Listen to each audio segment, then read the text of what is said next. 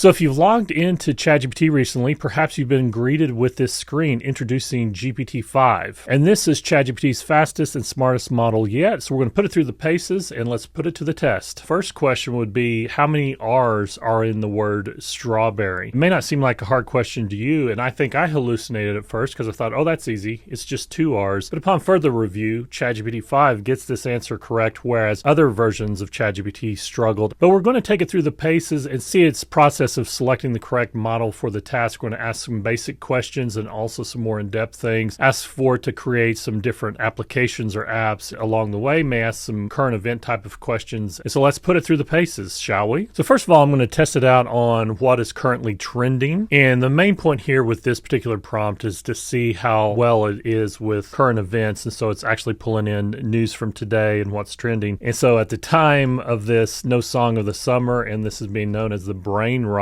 summer, noticing the absence of a unifying cultural hit or viral moment. Operation Fortune, Jason Statham's new streaming hit, and some trending information and sources. Now, you can retry and switch model, but what's interesting is this will identify which model it's using, but the only options are GPT-5 flavored options as far as the flagship model, the thinking model, and the pro model. Now, I'm on the pro account, I'm a pro subscriber, but GPT-5 is available for free subscribers as well. Presumably the pro level research grade intelligence does a deeper dive, and we're going to go much deeper, but we're going to do some single shot prompts here and try and attempt to accomplish some things here. And so now I'm going to see how it does with creating an application. I'm going to do a mileage tracker application. And so now it's doing some reasoning. It's handed it off to a reasoning model here. It thought for 6 whole seconds, and now it's starting to do some code. It's creating this new artifact on the right. We can run the code and do a lot more. So we'll see how many lines we end up with, and we can preview this as well. And so all of this from a 5-word prompt, just asking it simply to create a mileage tracker application. It's making a lot of assumptions, and it's making a decision. Upon making that decision, is doing its best efforts to generate the code that then we can, when it's done, run the code and see it in action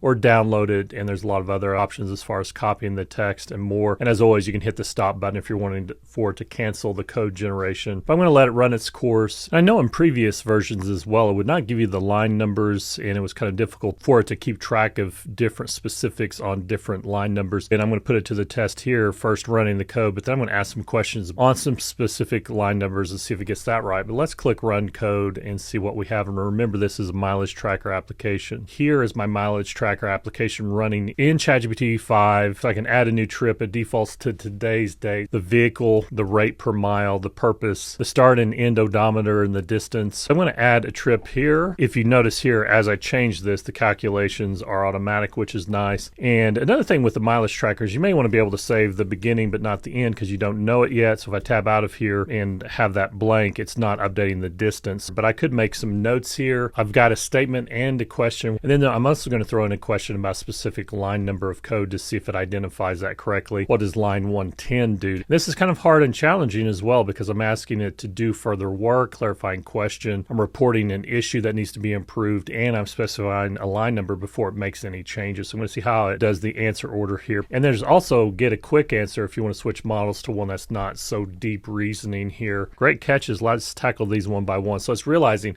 it can't do all of this at once. So that's kind of impressive because I'm really throwing a lot at it here. Clearing the end odometer doesn't reset totals. It's explaining why that happens, and the fix, clear the calculated distance whenever either odometer is empty or invalid. If the end odometer is less than the beginning, that could throw an error, that sort of thing. So paste these 2 changes. Now, this is one thing that all AI models are really notorious for that drive me crazy is they want you to do the work and have to find where to make these changes. I'm going to ask it to do it for me and to not do any placeholders or skip over anything, but give it all to me in a new artifact as well. Or maybe I won't even ask for a new artifact. I'll just ask it to make the changes prior iterations in ChatGPT, and especially in Claude Sonnet doing code there.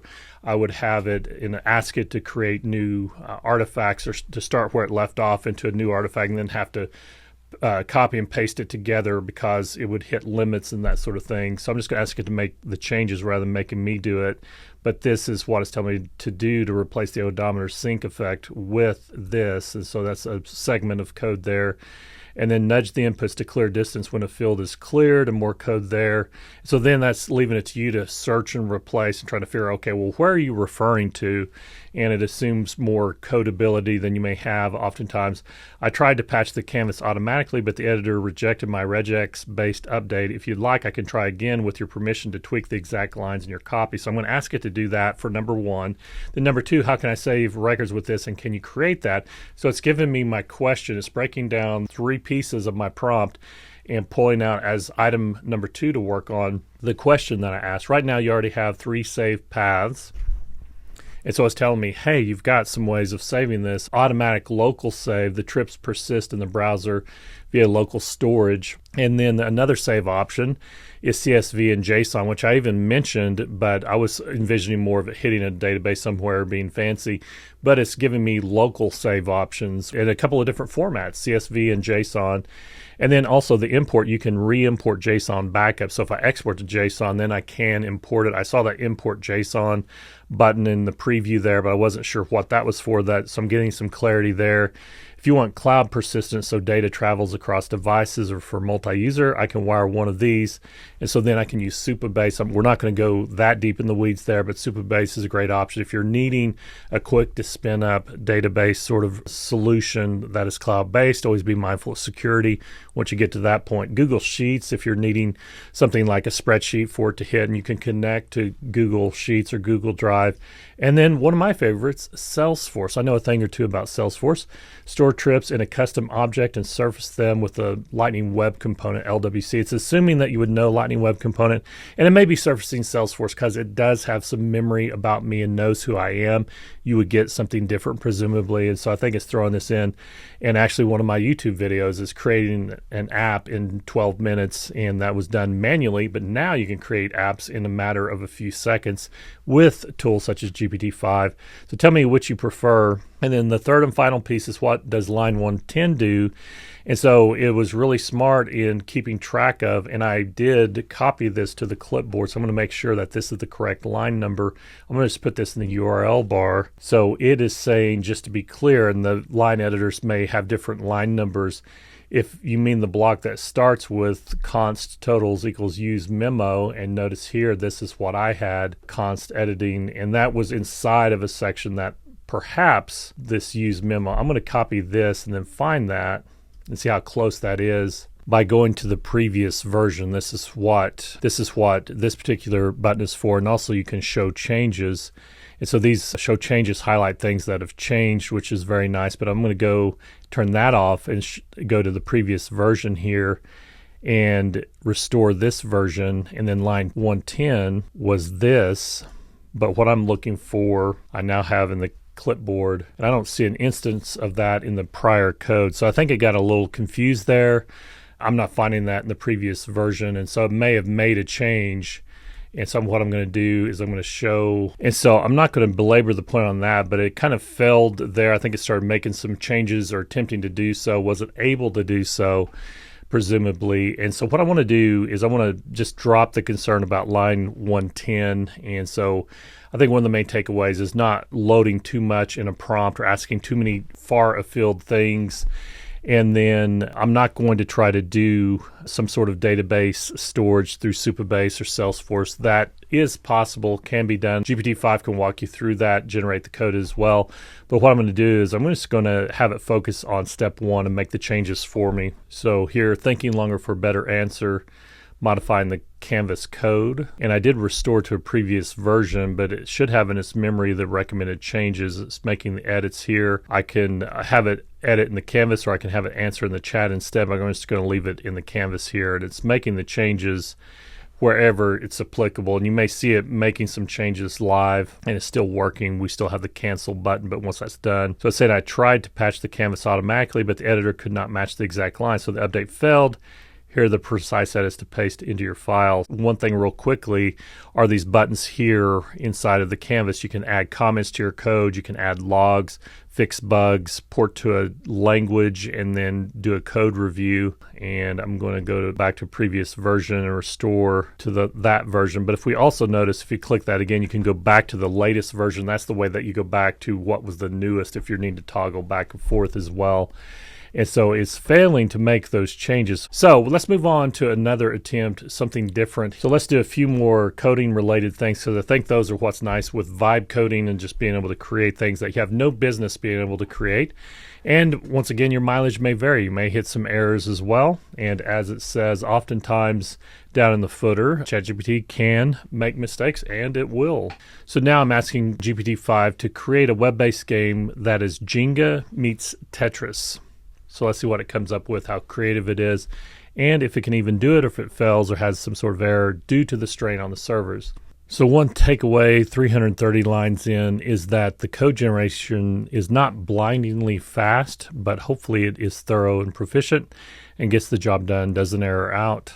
And as it's generating, you can always scroll through and review kind of what it's done up to a point. And as always, you can have it explain specific code and explain or add comments to different sections of code if you so desire. But here, now it's ready to run the code, and it's saying that it's built. It's in the canvas as a single file. React component you can run right here. Gives you some details as to how to move, soft drop, rotate, hard drop, space. And if you want tweaks like physics, wobble, mobile control, sound, or scoring changes, tell me what vibe you're going for, and I'll tune it in or tune it. I'm going to run the code, because who reads instructions anyways? So I'm going to start, and it's got the controls here as well.